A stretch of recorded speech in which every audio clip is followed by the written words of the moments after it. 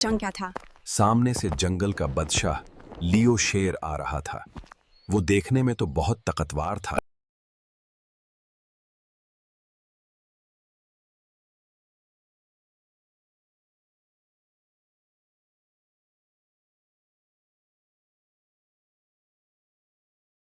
खराब था।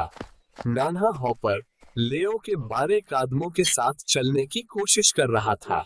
अचानक हॉपर का पांव फिसला, मगर लेओ ने बिजली की तेजी से उसे गिरने से बचा लिया।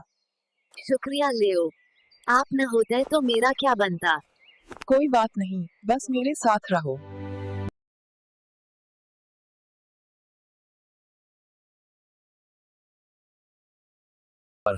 और अपने मजबूत पंजों से कांटों को हटाकर हॉपर के लिए रास्ता साफ कर दिया। फिर एक नादी आई। हॉपर डर गया, लेकिन लेओ ने उसे अपनी पेट पर बिठाया और